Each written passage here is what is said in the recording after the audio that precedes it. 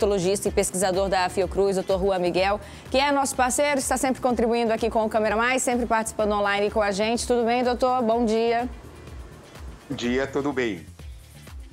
Doutor, de que forma que esse retorno para a fase 2 ele pode colaborar na amenização dos novos casos da Covid-19 aqui no estado de Rondônia? Eu acredito que esse retorno para a fase 2 é um retorno que vai diminuir muito pouco o número de casos e da transmissão, porque quando a gente compara o que pode abrir e que partes do comércio ficam abertas, a diferença entre fase 3 e fase 2 é mínima. Então, não acredito que o retorno à fase 2 aumente nosso percentual de isolamento social, que é baixo, é perto de 40%. Então, fica uma situação bastante curiosa.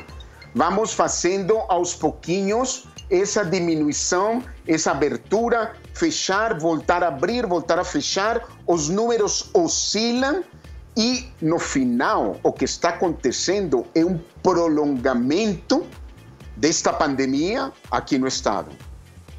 Doutor, ainda estamos numa fase de aceleração no número de casos?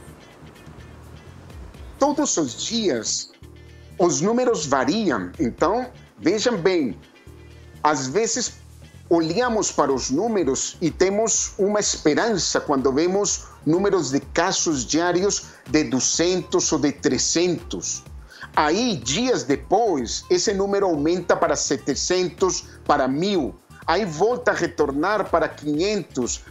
E esse vai e vem. Acontece essa questão. Não todos os dias o número de casos vai ser o mesmo. Eles variam por vários motivos. E, com certeza, final de semana, sábado e domingo, nós temos menor número de casos diagnosticados durante a semana. Então, às vezes temos a falsa esperança de estar melhorando e, de pronto, vemos uma piora.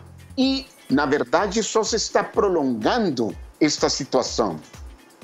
Doutor, há algum estudo, há alguma estimativa, considerando a subnotificação dos casos, de quantos % da população da capital, por exemplo, já tenha sido infectada contra o novo coronavírus?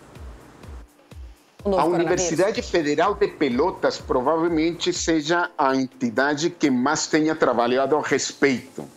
E a estimativa é que por cada caso diagnosticado, confirmado, existam entre 5 e 6 casos não confirmados. Então, nós estamos chegando perto dos 37.000 casos. Então, veja que esse número pode ser 6 vezes maior, de acordo a estas estimativas de pessoas que já se contaminaram. E já tem algum tipo de avanço nos estudos de quanto tempo as pessoas que já foram infectadas, por quanto tempo elas permanecem imunes contra a doença? Por quanto tempo elas permanecem ali com os anticorpos para o novo coronavírus? É uma resposta difícil e uma resposta que podemos dizer o que sabemos hoje, mas isso pode mudar daqui a uma semana ou 2 semanas. Então, o que eu tenho visto como pesquisador em termos de coronavírus é que não existe uma verdade absoluta. Não conhecemos completamente a doença e seu comportamento. Parece ser que os níveis de anticorpos podem permanecer alguns meses. Isso se pode pensar em até 6 meses. Mas como não temos estudos de longo prazo, não podemos dizer ainda se um paciente pode durar 1 ano com níveis de anticorpos protetores. Então, por enquanto, pensar em alguns meses essa proteção, por enquanto.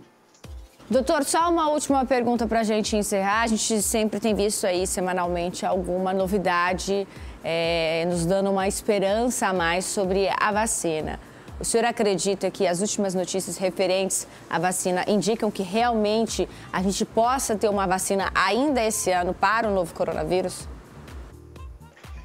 É uma esperança que todos temos. Veja, eu não vejo uma saída diferente do que a vacina para conseguir cortar esta transmissão.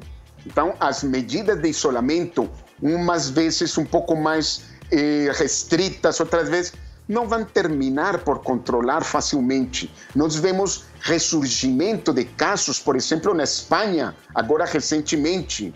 Então, só a vacina vai vir a mudar o panorama. E eu acredito que as vacinas testadas no Brasil, que já estão em andamento, Oxford e a vacina da Sinovac chinesa, é provável que até final do ano a gente já tenha resposta clara e algumas doses que possam já ter sido produzidas em parceria com a Fiocruz aqui do Brasil, em relação à vacina Oxford, e essas doses de vacinas possam já estar sendo administradas a certos grupos de pessoas suscetíveis e talvez ao pessoal de saúde. Entre dezembro e janeiro é a esperança. A gente quer agradecer a sua participação mais uma vez, viu, doutor? Qualquer novidade, pode retornar aqui com a gente, tá? Muito obrigado. Tá aí alguns esclarecimentos do Dr. Juan Miguel, que é infectologista, é pesquisador da área e tem contribuído sempre aqui para a gente trazer a informação clara, objetiva para o nosso telespectador, Luana.